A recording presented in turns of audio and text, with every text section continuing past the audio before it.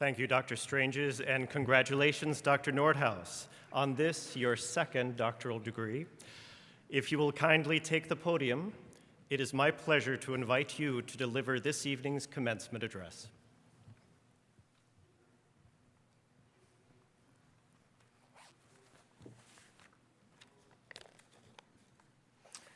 President Mayer, members of the faculty, Professor Strange, graduates, family, and friends, thank you. Thank you for this invitation to speak on this important occasion. You, today's graduates of Niagara University, stand on the threshold of the next stage of your life. You are prepared for this stage by the support of your family and the excellence of your education. You leave behind today your teachers, your fellow students, and the stability provided by your schedule and education and curriculum. You enter a new environment full of promise, full of opportunity, full of uncertainty. Here at Niagara, we are particularly aware of these uncertainties because we are just a stone's throw away from the US-Canada border. This border, as with many others, has seen the turmoil associated with globalization. Globalization produces not just goods, trade, new ideas, and higher living standards. It also disrupts markets and causes political controversies. My reflections today concern these issues of uncertainty and risk and gambles. You might be surprised to learn that the first serious thinker in the area of risk and uncertainty was a Catholic theologian. In fact, he lived in the same country and in the same century as St. Vincent.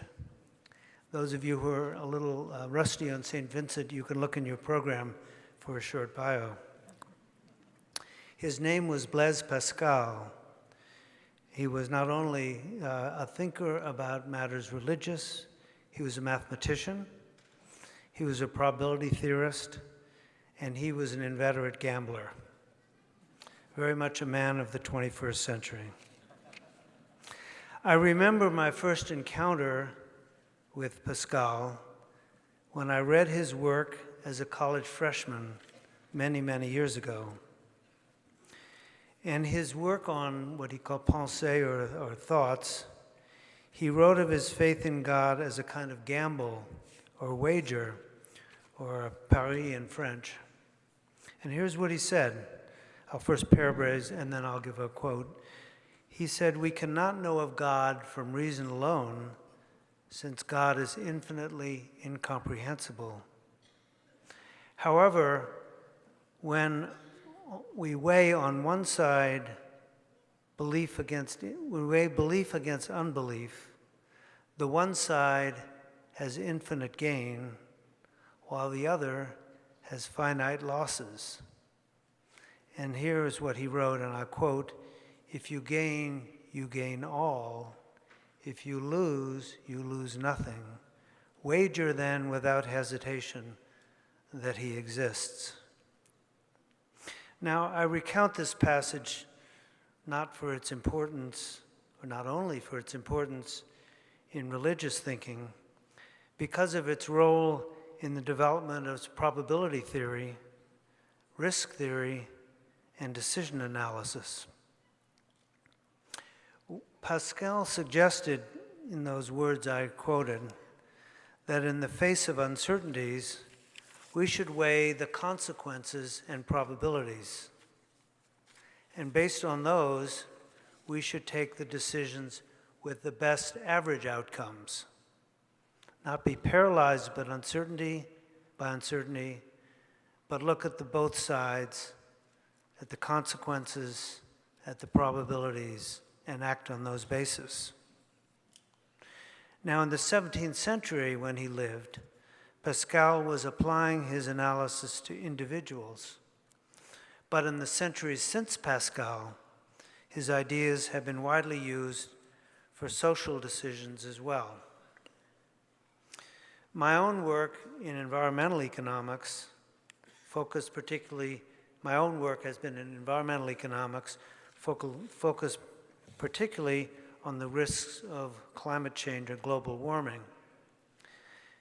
And it has relied on the ideas of Pascal that you need to look at the risks on both sides, at the costs and benefits, at the cost of action against the consequences of inaction. And I've sometimes called this a casino, a climate casino. And by this I mean that economic growth is producing perilous changes in the climate and Earth systems. These changes will lead to unforeseeable and dangerous consequences, probably. And we are rolling the climatic dice. The outcomes are perilous for humans and other forms of life on Earth. So we as nations, as in Pascal's example for individuals, have an enormous wager we need to make. Do we take steps today, costly steps, to reverse the dangerous course of warming and protect the future for many generations? Or do we continue down the ruinous path of denial, selfishness, focusing on the wealth and profits instead of people? And the encyclical of Pope Francis was an excellent example from a theological perspective of the ideas in this particular dilemma. Our world has entered this climate casino, but there's time to turn around and walk back out. So if we come to the here and now, here at Niagara University, you, the graduates, have prepared for degrees in many fields: counseling, psychology, education, business administration, and criminal justice, to name some but not all of them. Nothing is more critical to society than the work you are about to undertake. We hear much about infrastructure, of roads, bridges, tunnels, and airports. But in reality, what makes a society productive and peaceful is its human infrastructure. The human infrastructure that is provided by professionals like you who teach, counsel, provide therapy, run businesses, and humanize our criminal justice system. And countries are great because of the strength of their institutions and people like you who manage these systems. As professionals in these turbulent times, we also confront ethical challenges. Many people have lost confidence in our institutions. Public opinion surveys have tracked this in the declining trust of people toward major institutions over the last half-century. The institutions that have most lost trust are television news, the medical system, Congress, and the presidency. Now, why is this? Why have we lost trust in our institutions? Scholars who study this point to several reasons. One, coming back to the earlier point, is the inherent uncertainty and turbulence of modern life caused by environmental anxieties and degradation and globalization. But another, more recent one, is an unnecessary cause of mistrust is the spread of misinformation and disinformation. And here is where our colleges and universities and our human infrastructure become critical. Our universities have fought ignorance and misinformation for centuries, literally going back to the 1200s. Their mission is to substitute science and reason for bias and ignorance. And this point is contained in your principles at Niagara University, which I will read. Through quality teaching and meaningful research, we seek to develop within our students a passion for knowledge and inquiry. This passion must be supported by a joint commitment to scholarly excellence in a culture of academic integrity. These are not empty words. A passion for integrity and inquiry is a central part of being a professional.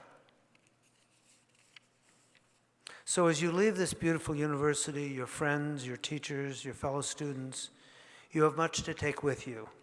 Not just your learning, whether about business or psychology or education, not just your hard-earned degrees, not just your expensive degrees, but also the ethical values of your university. Now, out in the wider world, the rules are not always so clear as they are in our schools. We are sometimes unsure how to apply our traditional religious or ethical principles to new issues. What are the personal ethical issues that relate to climate change? How can we deal with disinformation, such as that spread on Facebook? There are no simple answers here.